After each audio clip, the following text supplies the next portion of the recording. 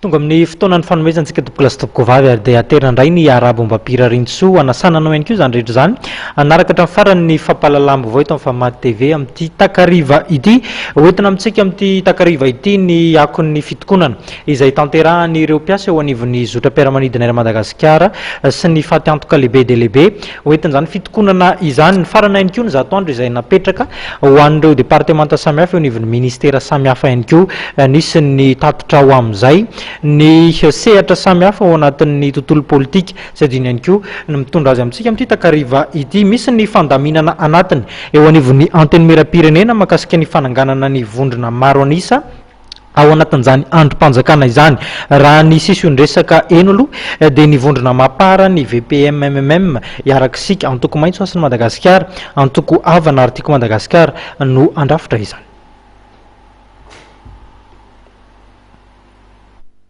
Andalam-piforonana ny vondrona ahitana ny maro anisa eny anivon'ny anteny mera-pirenena.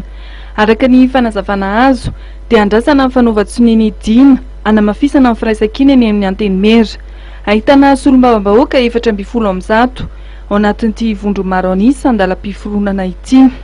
Parlementaire avy amin'ny Mapara, VPMMM iarakisika, atoko maitso asony Madagasikara, atoko avana ary ny tiky Madagasikara. Raha ny firafitra ny vondrona dia mandray anjara feno ao anatiny ny vondrona Armada na ny Alliance Républicaine de Madagascar. Ny mpitandrina io vondrona politika io izay niona tamin'ny filohan'ny anteny mera-pirenena ny alatsinainy teo teny Tsimbazaza. Hita toy izany ihany koa ny ampahan'ny solombavam-bahoaka avy amin'ny tsy miankina. Raha n'Antonina mikasika amin'ny fiforonan parlementaire maro anisa eo anivon'ny anteny mera-pirenena ny filohan'ity androm-panjakana ity Andriamatoa Jean-Marc Sarakoto Mamonjy dia nambarany fa fandaminana anatin'ny anteny mera-pirenena ny fametrahana izany. Ka ny majorité parlementaire moa ko ato amin'ny anteny mera-pirenena zany fa ino zany raha anatiny ato amin'ny anteny mera-pirenena fa tsisy fandraisana amin'ny zavatra hafa.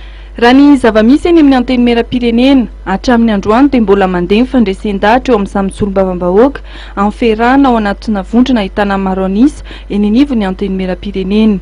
Raha io fivoarany raray eny anivon'ny anteny mera-pirenena io dia heveryn'ny mpanara-baovao maro fa tsy azo ahilika ny mety hisian'ny fanaovana firafitra eo anivon'ny gouvernemanta raha jerena izay voarakitry ny 9/7 amin'ny lalam-pandrenana amin'ny fomba fanendrena amin'ny Prime Ministre.